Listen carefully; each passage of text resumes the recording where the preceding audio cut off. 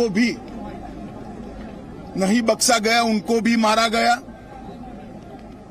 उनके कहने के हिसाब से जोर जबरदस्ती चौरसिया के मृतदेह को परिवार से छीना गया है। भारतीय जनता पार्टी के कार्यकर्ता अदालत के सामने गए हैं कि इसका वीडियोग्राफी के साथ पैनल पोस्टमार्टम हो और इसकी जांच सीबीआई को सौंपनी चाहिए। अनेक चुनाव के बाद अनेक हत्याओं का सिलसिला थमता नहीं है। कल 1 साल समाप्त होने के बाद जैसे संदेश दे रहे हैं कि हम रुकने वाले नहीं। भारतीय जनता पार्टी हिंसा की राजनीति में ना विश्वास करती है, ना हिंसा की राजनीति से डरती है। हम कानून की अदालत में इतना सुनिश्चित करेंगे कि चौरसिया के हत्यारों को कड़ी से कड़ी सजा दे। जिन्होंने भी ये कांड किया है उन सबको अदालत के कटघरे में खड़े करेंगे।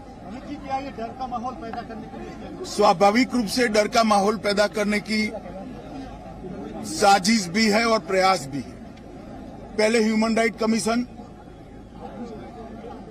अनुसूचित जाति के कमीशन और महिला आयोग ने इस बात को कोर्ट के सामने रखा था।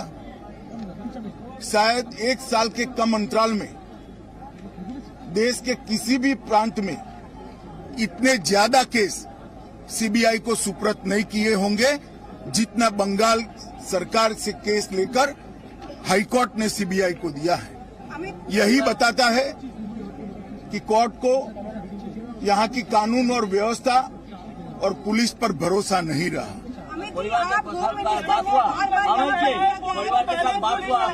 परिवार के साथ मेरी डिटेल बात हुई है। स्वाभाविक रूप से परिवार काफी आहत है, बेटा जाने से भी आहत है और उसके बाद प्रशासन ने उनसे जो व्यवहार किया है, जो अत्याचार किया है, परिवार के लोगों को मारा है।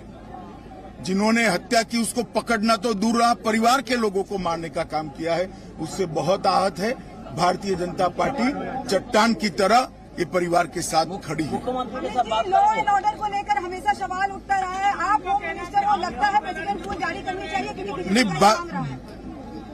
भारत सरकार का गृह मंत्रालय भी इस घटना का गंभीरता से संज्ञान लेता है और आज ही गृह मंत्रालय ने वेस्ट बंगाल सरकार से रिपोर्ट तलब की है। धन्यवाद। Thank you sir.